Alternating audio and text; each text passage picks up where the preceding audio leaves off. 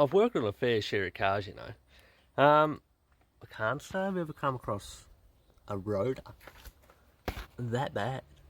That's meant to be that thick. But, like, customer states, I hit a rock while off-road.